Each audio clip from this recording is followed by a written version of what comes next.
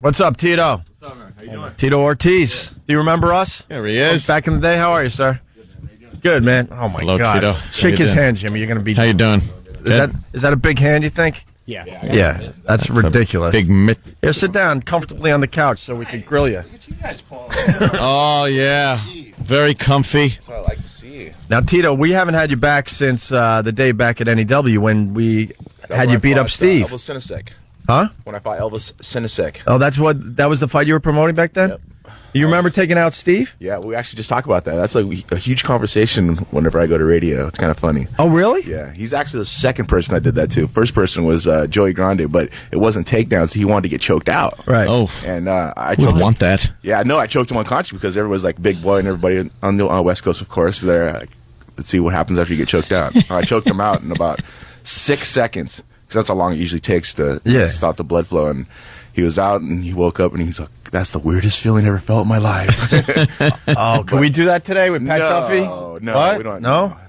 Joey Grande is a really, really good friend of mine. Like, I go out with him all the time and stuff, and Yeah. he knows. So, no, we don't want to do that on radio here. You never know what happens. Well, What we're would gonna. make you say to your friend, look, could you just choke me until I can't breathe for a little while? It was for radio, so you can say same thing as you guys. I mean, coming in here doing it for the takedown, but that was different. Though that was right before a fight, so that was a huge difference. Yeah. Well, we're going to repost our video of you choking out Steve and getting him in. Well, he took him down pretty good. In a submission hold, yeah. And how many seconds did he last, Steve, you know? 12. 12 seconds? Wow. 12 seconds. That's not bad. That included Tito's ride up in the elevator, though. Yeah.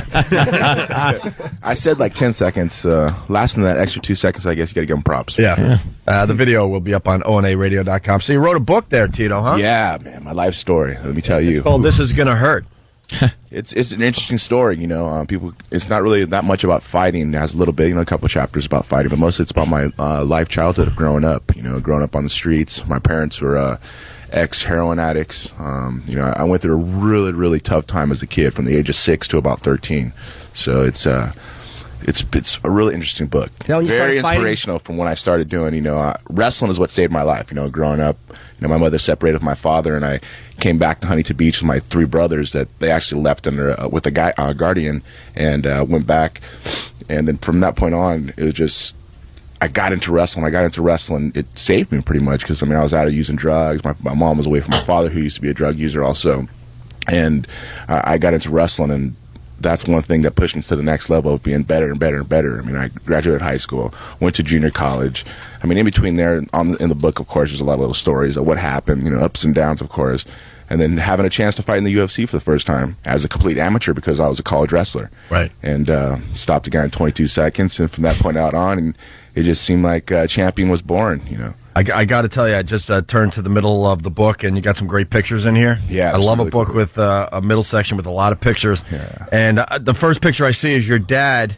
It's your parents, actually. Tito's parents, Samuel Yes. and Joyce. Yes. Hard at work taking the leaves off marijuana plants. Yeah. Well, my dad used to grow plants. Oh, in the wow. backyard, Look so- at that. I mean, they were like 100% hippies, you know. So I mean, So they were growing marijuana plants while you were growing up? yeah, of course. Obviously, in the we're- 70s. I mean, Yeah, but where were they growing it? In the house? Out? no, outside. I mean, In the yard this is or back whatever? when they really didn't pay attention to it. I mean, in the 70s in California, I mean, that stuff, it was nothing, you know. Yeah. Through everywhere. Yeah, exactly.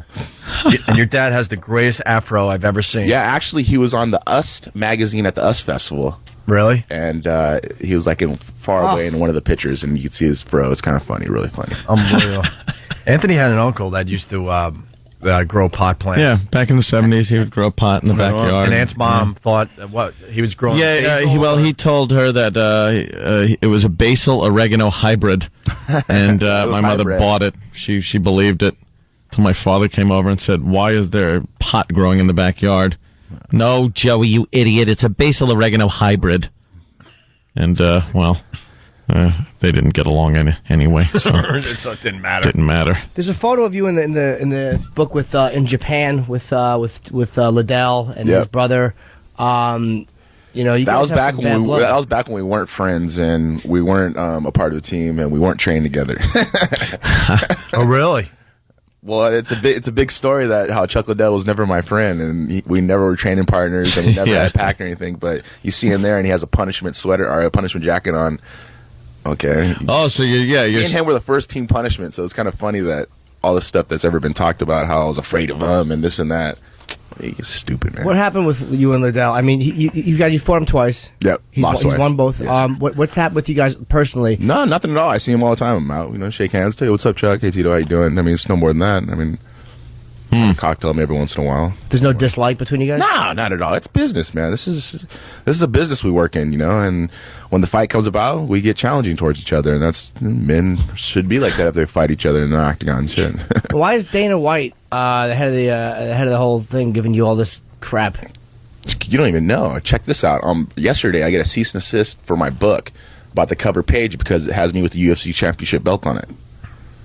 Get out of here. So today is the saddest day in the sport of MMA when UFC have to stoop down and hurt a book that's been my life. I mean, I've been the champion for 4 years and held on to the title 5 consecutive times. No light heavyweight's ever done that before. Right. And I've been there 11 years with them, and just. So they're going to make you change the cover. Yes. You think? Yeah. So those are pretty much collector's items right there. So what's the cover going to be? They're going to just. I don't know. They'll probably blur it out, I guess. Oh my God! Are you kidding me? So I mean, everybody go to all your bookstores. The books are pretty much. Yeah. They're collector's items, I guarantee it. For his first batch, and then they're going to have to redo. Yeah, the next print will have a different cover. Yep. So when did it start? Because he said, I was surprised to read this stuff because I didn't know what was going on. He said Tito doesn't want to fight. He's a whiner, and he hasn't won a significant fight in years. It's like, what would?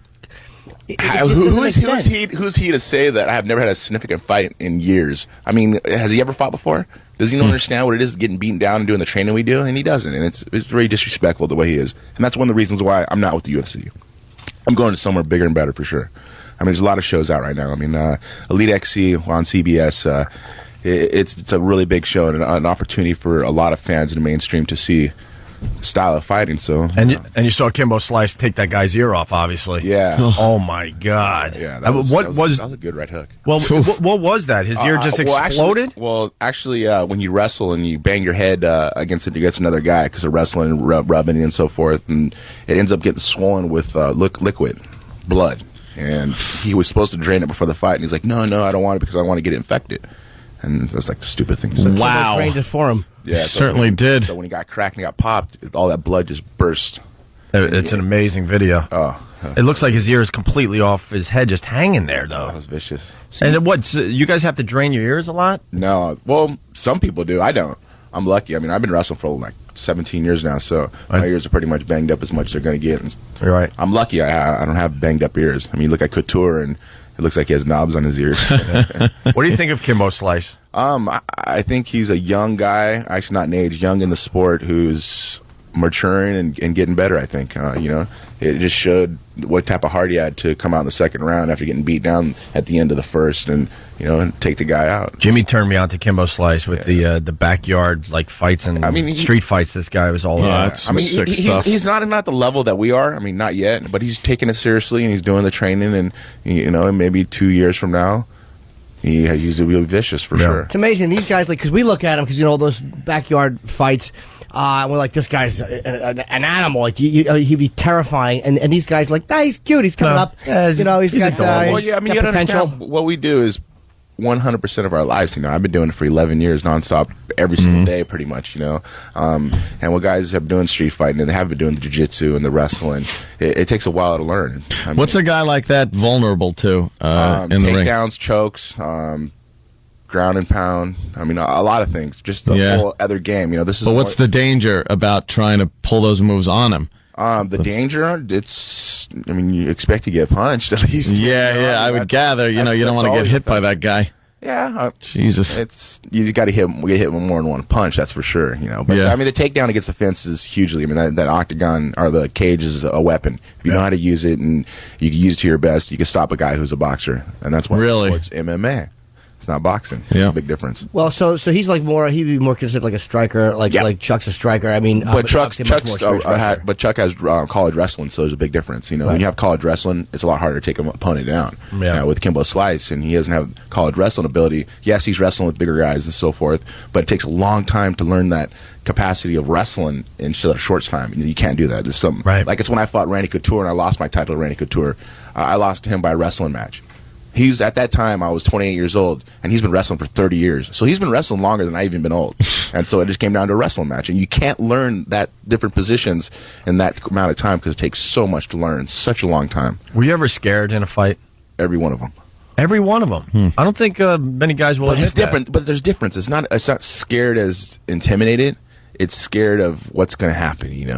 Making sure you do not make a mistake. But it's kind of funny because right before I get in the octagon, there's no fear. Right. As I'm walking out, and the audience and everything, I'm so emotional that tears come out. And I wonder why. Why do these tears come out? And it's in my book, too. I mean, just the whole feeling of walking out. But it was the fear leaving my body.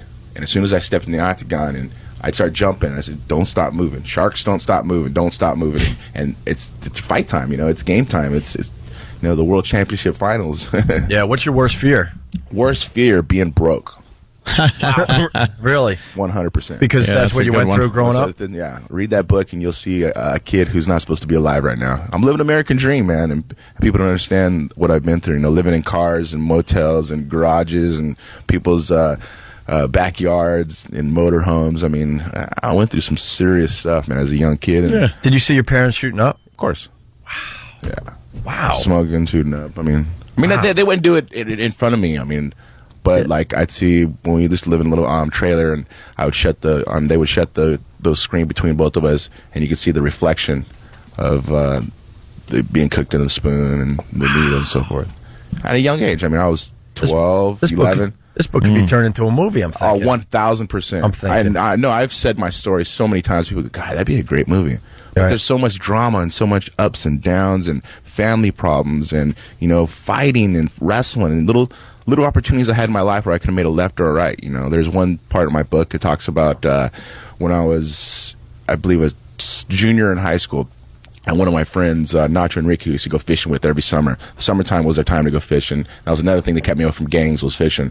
That we actually, I had wrestling the next day. He had one of his buddies called and said, you want to come with me to come drop something off? And I was like, I can't, dude. I got wrestling tomorrow. He's like, just come with me, man. I'll give you like $300. Don't worry about it. Everything will take care of. And I was like, I got wrestling tomorrow, man. And he's like, just come out. If you come out, I'll give you some loot. Don't worry about it. And I was like, this wrestling thing really means a lot to me. I got to go practice in the morning, and I can't go. I'm not going to go, dude. And he's okay, cool, whatever. I'll call you tomorrow. Well, I go to school, finish the next day off. I get a call from his mom saying, yeah, did you hear what happened to Nacho? I go, no, what happened? He goes, they got arrested last night with $1 million worth of speed, five assault rifles, and 5 bulletproof vests. So what they were doing is they're going to make a drop for the Mexican Mafia, because I was back when Southside Huntington Beach, and they would do hits from all the West Coast stuff. And it was crazy because I didn't go because of wrestling. I would be in prison with him right now. Is he still in jail? No, he just got out. He just got out a year and a half ago. How many years did he do? I was 18, and he just got out last year. I'm 23, so wow, 15 years. 33. 33. You said I'm 23. You said I'm 33. 23. 33, yeah. That's what I tell everyone, too, so it's okay. I got to look young. So you almost did 15 years. Almost. Just like that, and a split decision. Split decision, and there's so many opportunities. I mean, so many different things, stories and so forth in the book that was that same thing, I could have made it right, I could have made it left. I mean, another time when I was on my honeymoon, first day of our honeymoon in Bermuda, and we got hit by a bus, me and my ex-wife. Jeez. Yeah, I got thrown like 20 feet, road rash all on my left side. She got caught underneath the bus and drug 8 feet. And I came to my feet and I ran over, and I'm like, told the bus to stop, and just screaming. And I went to go grab her. And I mean, I went to college, so I took first aid and so forth, not to grab a victim from the ground. I grabbed onto her, and one of the ladies goes, "Stop, don't touch her." I was like, "Oh, yeah."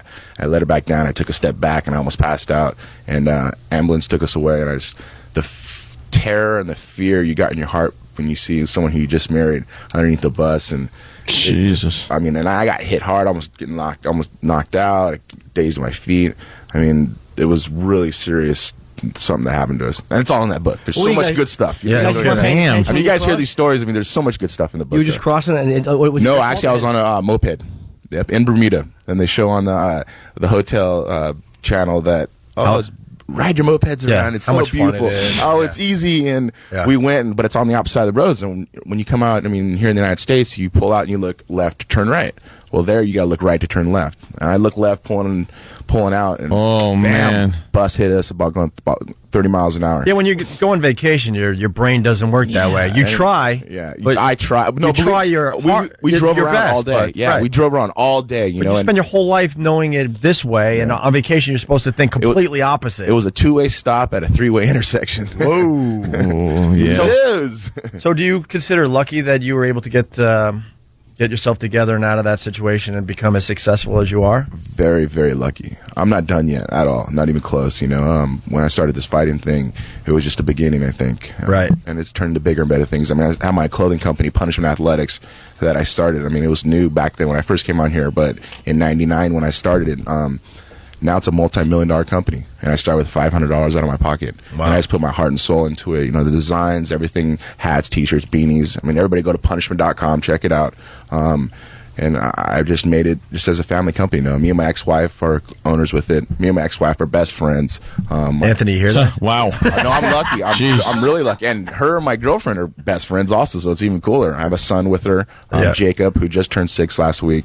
And so the girls get along? yeah, dude, you don't even understand. I'm so lucky. So weird. Yeah, You don't get threatened by That's it? Like, I'm like, do we have you for a few more minutes, or are we going? What Yeah, we could take a break, get into that. Okay, I want to know about your parents and how they're doing. Yeah, for sure. And I actually want to ask you about the first time you ever fought. For I'm sure. sure that's a very vivid memory. Yeah. And I'm sure you were really young, I'm imagining. Yes, 22. Okay. Well, No, I mean- a street fight. First time you ever fought, yeah. Okay, I got a good one actually. All right, good. We'll For get sure. into that next. Opie and Anthony. Awesome. Welcome back to Norton and Friends.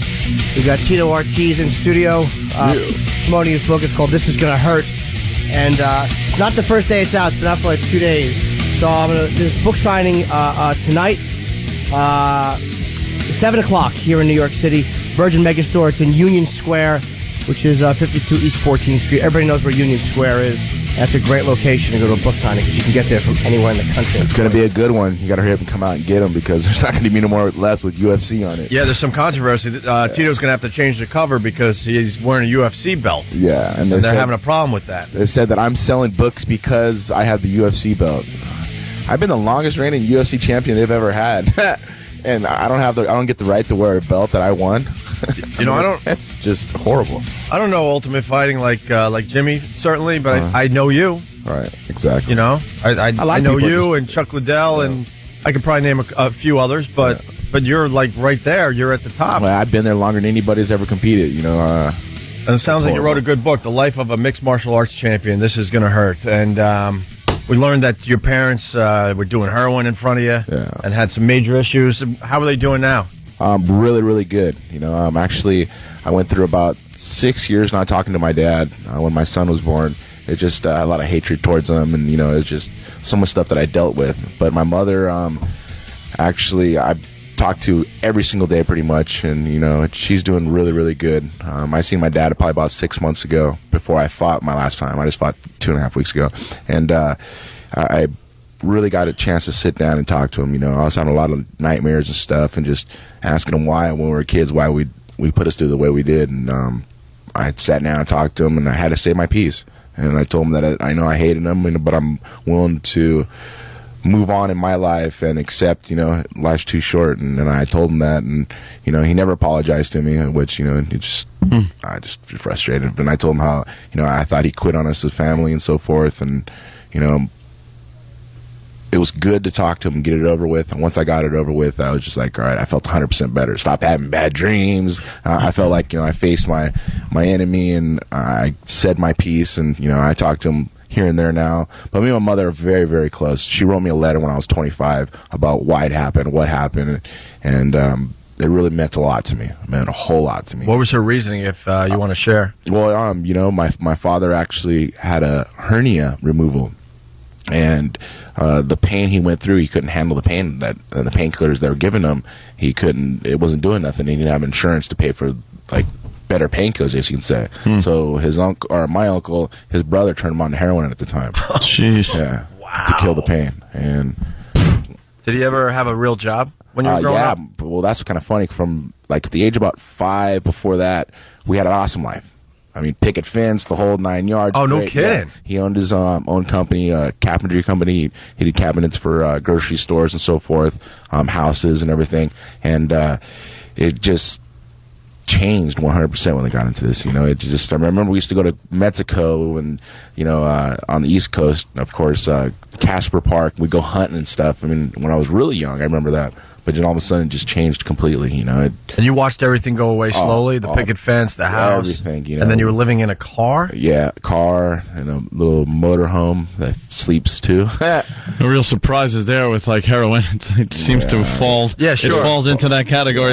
You're going to lose everything. Yeah. But what's interesting is that they had pretty much everything they wanted or needed, and then to watch it all go away, I can't imagine. And quick too. It's just I don't know. I mean, I've tried every single drug I think there is, except heroin. I mean, there was one time I had recreational during college, high school, and so forth. Even earlier when, we grew up in the punk rock era in the West Coast, and I had older brothers, so we smoked pot and drank all the time and so forth. But heroin was something I never touched because of that. Is he still using it, your father? I don't think so. No. When I seen him, and he looked really, really good, looked healthy and everything.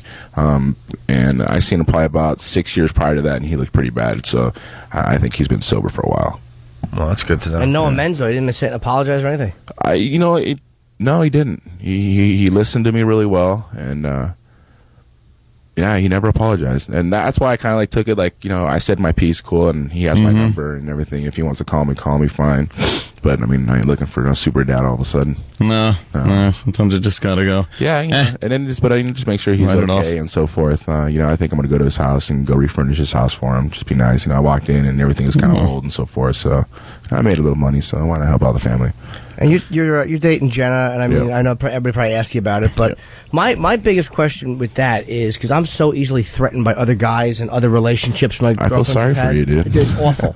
I panic. His imagination gets the best of him. Yeah, right? Yeah, Jimmy's told me some stories. I'm like, Jimmy, she's not doing what you think she's doing. But even guys that they've legitimately slept with, I automatically, I always paint myself as the loser in the scenario. It's awful.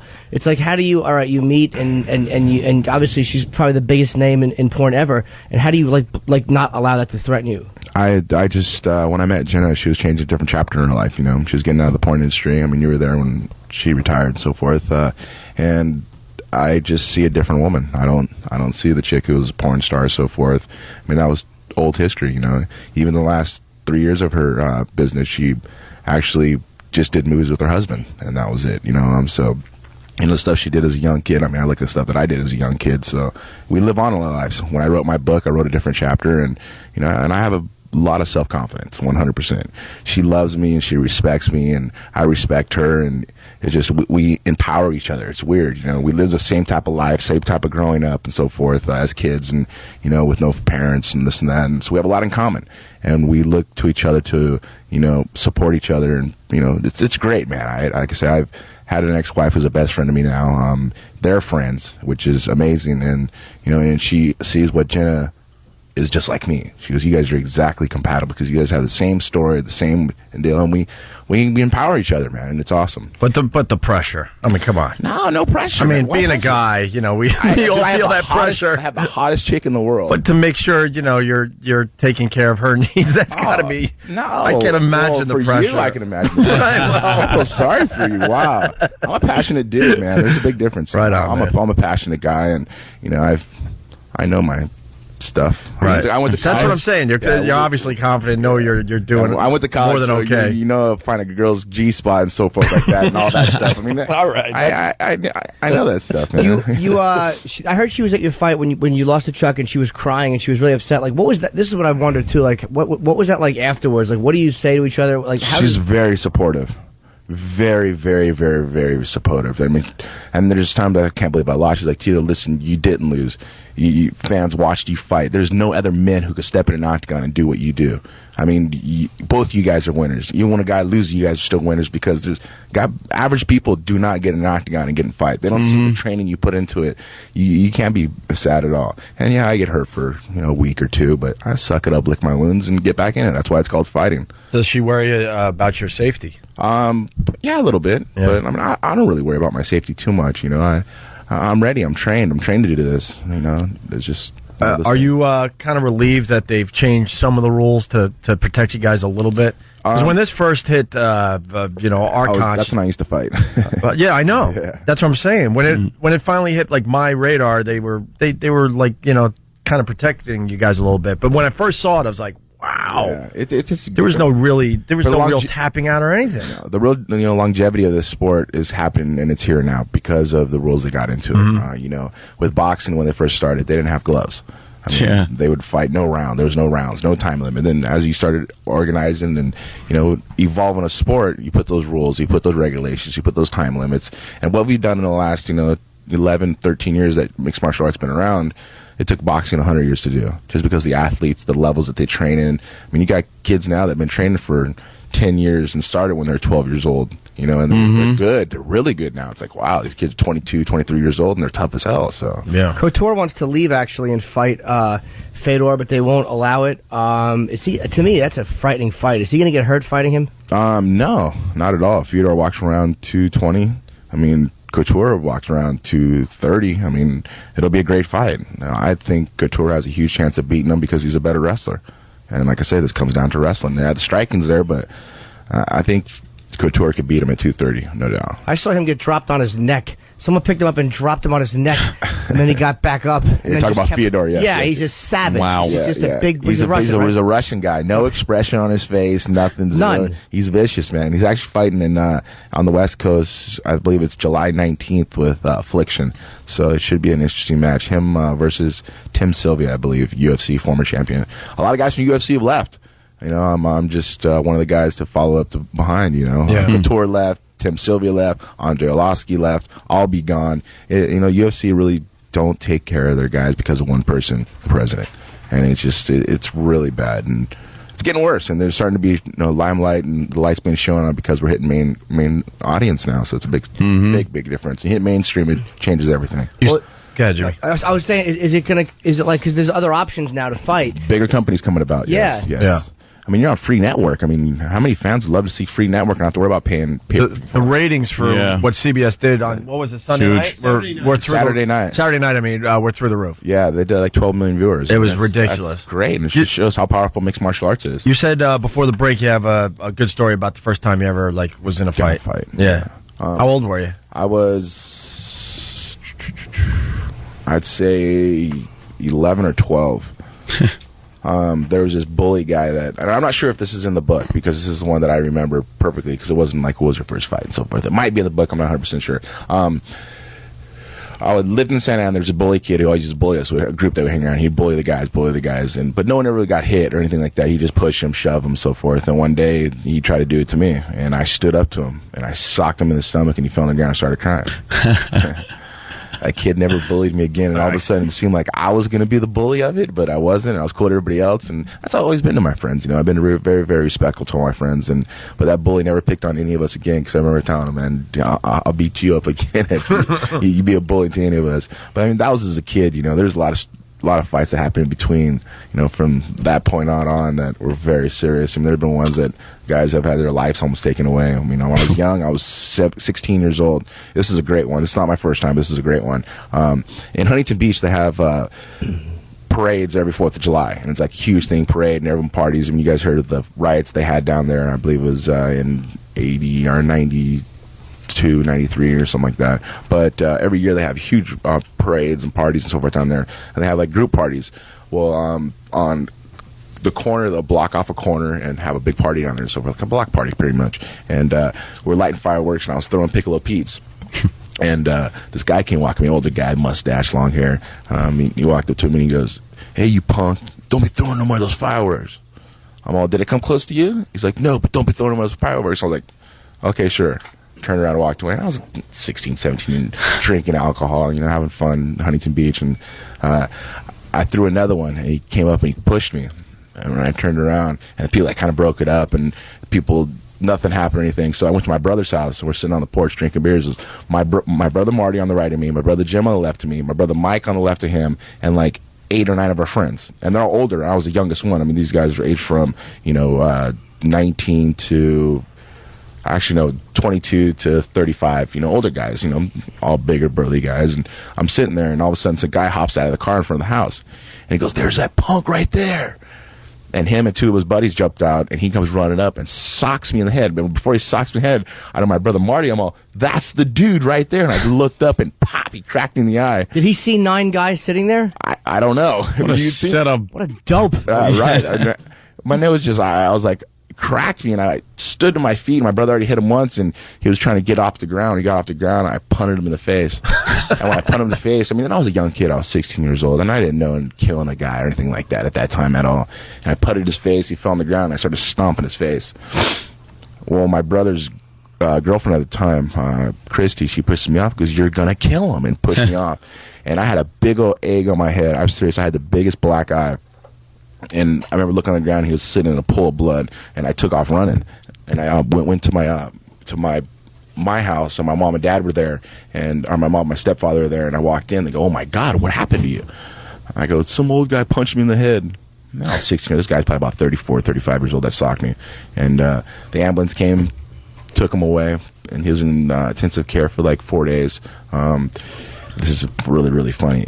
The reason they did nothing happened because everyone said that he punched some kid in the head, and the kid was defending himself, and that got smashed and everything. Well, about 6 months, to almost a year later, I was at some party that was in the same neighborhood, and this guy walks up, and he was like, "Yeah," and he starts saying this story about what happened on 4th of July, and he was in intensive care after, and he sipped through a straw, and he like wouldn't elaborate on the story, and I sat back, and I just started listening. There's 30 people in the party, and I go, "Hey, bro." He goes, "What?" I go, "That was me." I go, "You punched me in the head." I go, "You're stupid. All my brothers were there, and you socked me." I go, "That was the dumbest thing you've ever done." And he had the whitest ghost look on his face. Oh my God! He wanted out of and there. he left. He ended up leaving. Of course. Yeah, but that was that was a great. I mean, I was lucky, but that was just a part where you get that click in your head of going, "Oh, I could have a chance to kill someone right there." And I know I never did anything like that again. Would have been great at the party if you just walked up and punched him in the face. Yeah, and put him back in the hospital. But you understand, I've never been that type of guy. No, but I mean just to be silly, not even to be mean. Just to kind of be silly. Just to kind of just show everybody what happened. Great visualization. Just to be a silly goose. Well, Tito, it's always a pleasure. Yeah, it's been way too long, man. Tito Ortiz, the life of a mixed martial arts champion. This is going to hurt. And the book signings again, Jimmy, Union Square tonight? 7 o'clock at the Virgin. There's a couple of Virgins in New York. This is not the one on Broadway in the 50s. This is the one in Union Square, which is very easy to get to, 14th Street here in New York. You get there from anywhere, basically, Jersey, Long Island. I think anywhere covers that. Yeah, when's your next fight? Next fight possibly in October or November. Yeah, I just lost a decision to a guy who ran away from me for 3 rounds, which was horrible. Yeah, what was that about? Because someone brought that up on instant feedback. The guy just ran the whole fight? Pretty much. And he struck a couple times. Took me down once in the 3rd because I got out of position trying to chase and grab him. And then another time he hit me in the belly of the gut, knocked the wind completely out of me.